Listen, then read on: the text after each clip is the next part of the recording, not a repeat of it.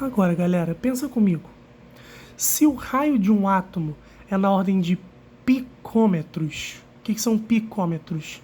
É da ordem de 10 a menos 12 metros. É menor que o nanômetro, é 1000 vezes menor que o nanômetro. É muito, muito, muito pequeno.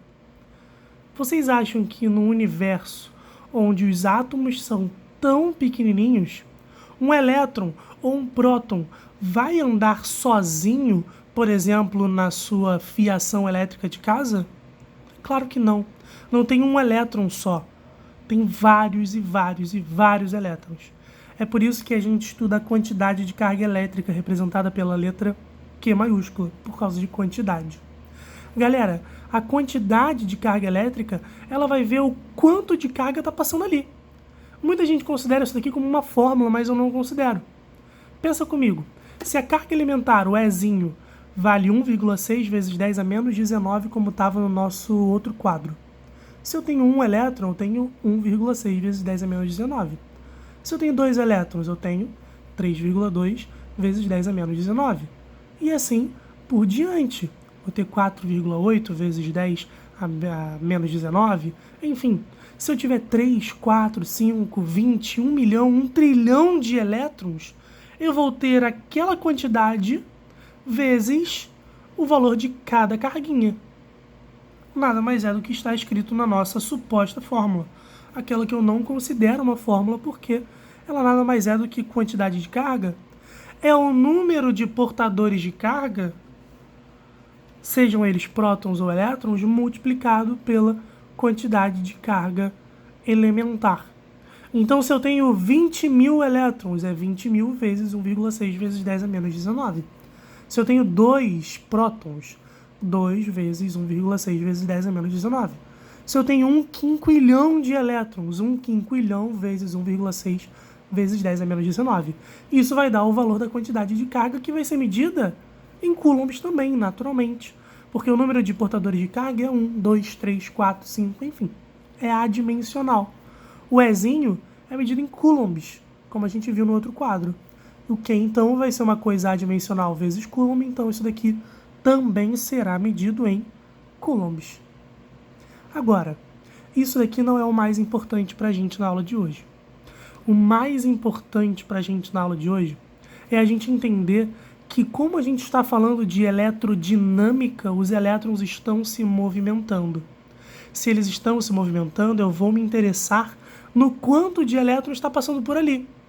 Porque pensa comigo, você acha que gasta mais energia você deixar ligado um ar-condicionado ou você deixar ligado um aparelho de televisão? Um ventilador. O que você acha que gasta mais energia? É claro, galera, que o que gasta mais energia é um ar-condicionado. Porque a demanda de elétrons passando por ali para fazer aquele aparelho tão potente, tão funcional, tão revolucionário, porque se você parar para pensar, ele está mudando drasticamente a temperatura de um ambiente. Imagina no auge do verão, era para o ambiente estar a 40 graus Celsius. Você liga um ar-condicionado, depois de umas 2 horas aquele ambiente está a 20 graus Celsius. Isso é muita diferença. Então isso daí demanda uma quantidade de elétrons correndo ali gigantesca. Essa quantidade de elétrons, na verdade, vai ser analisada com relação à eficiência, quanto tempo demora para esse fluxo acontecer, a essa movimentação de elétrons acontecer. A isso nós damos o nome de corrente elétrica. Corrente elétrica representada pela letra I. Por que I? Porque, na verdade, é representando intensidade média de corrente ou intensidade de corrente elétrica. O I representa isso daí. E nada mais é do que uma definição. Igualzinho a V igual a ΔS sobre ΔT, aqui a corrente elétrica é um fluxo da quantidade de carga elétrica que passa num certo tempo. Se passa muita carga, é muita corrente. Se passa pouca carga, é pouca corrente. Se passa em muito tempo, é porque a corrente é lenta. Se passa em pouquíssimo tempo, é porque a corrente é grandona. Então isso daqui, a intensidade média de corrente elétrica que a gente tem aí, ela vai ser medida, galera, em coulombs divididos por segundo. Coulomb dividido por segundo é o que a gente apelida para ampere. Amperes é a unidade de medida de corrente elétrica no sistema internacional. Quantidade de carga medida em coulombs e o ΔT é medido em segundos. Agora, galera, isso daqui é uma intensidade média de corrente, porque na grande maioria das vezes a corrente não é constante. Por exemplo, no seu computador de mesa, se é que você tem ainda, né? Quem tem geralmente é gamer, né? Quando você vai fazer um computador de mesa, você geralmente coloca um estabilizador, ou então coloca um filtro de linha, muitas vezes os dois, filtro de linha e estabilizador. Porque qual é o intuito desses dois aparelhos que eu citei para vocês? O intuito é evitar picos de corrente elétrica. Imagina que caia um raio e por esse motivo a luz dá uma piscada. Muitas vezes a luz pisca e quando volta, ela volta muito forte. Imagina um aparelho tão sensível como um computador ou uma televisão ou qualquer outra coisa. Imagina o baque que é receber uma quantidade de carga tão intensa assim, tão rápido. Ou seja, vai representar uma corrente gigantesca. Muitos aparelhos sequer aguentam isso. Então, por que eu estou falando disso tudo? Porque para ser uma corrente constante, eu tenho que ter um funcionamento perfeito. Mas muitas vezes não é isso que acontece. Geralmente é uma intensidade média de corrente, porque esse valor aqui muda loucamente. Não é sempre a mesma quantidade de carga elétrica que passa. Mas se a corrente for constante, eu posso sucumbir o M e colocar que o I é Q sobre ΔT. Mas se não for constante, aí é o caso da gente ter a chamada corrente variável. E aí, galera, para corrente variável, o que a gente vai ter é, então, o caso aqui de um gráfico. Olha esse gráfico aí comigo. Se a corrente for variável, imagina aqui um gráfico I por T, corrente por tempo. Eu coloquei aqui um gráfico que é uma curva aleatória. Você não é obrigado a saber calcular a área sobre essa curva. Mas para você provavelmente vai ser um retângulo, um trapézio, um triângulo, enfim. Figuras as quais você sabe calcular a área. Então isso daqui representa a mudança possível de se acontecer no caso de você ter uma corrente elétrica variável.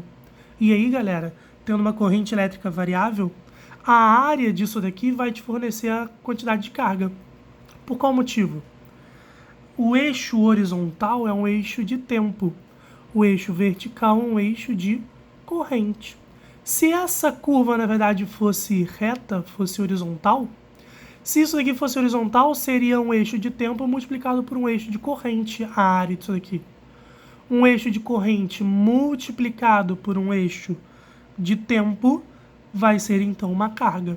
Por esse motivo, a área do gráfico IT nos fornecerá a quantidade de carga que a gente tem ali. Agora, muito importante essa nota de rodapé aqui, porque muita gente não sabe o que fazer quando o problema mostra isso daqui pra gente. Então eu vou ler junto com vocês para deixar bem explícito aí. Se a corrente for variável e for pedido o valor de IM, ou seja, da corrente média, da intensidade média de corrente, calcule a área para obter o módulo de Q e depois use a intensidade média de corrente igual a Q sobre ΔT. Porque qual é o problema? Muita gente vê uma área aqui num gráfico IT e o cara perguntou a intensidade média de corrente, a pessoa fica, meu Deus, o que eu faço? É simples. Calcula a área. Calculou a área, você sabe ali quantos coulombs passaram naquele tempo que está no gráfico. Se o gráfico é em 10 segundos, você calculou a área e descobriu que a quantidade de carga vale 20 coulombs, opa, 20 coulombs em 10 segundos, 20 sobre 10, carga sobre tempo, 20 sobre 10, 2 amperes. Significa que ficou 2 amperes o tempo inteiro? Claro que não, tá, galera? Claro que não. Porque a gente tem um gráfico para mostrar que é uma corrente variável. Mas, como a pergunta do problema foi a intensidade média de corrente, opa, na média foi 2 amperes aí de intensidade média de corrente. Show de bola?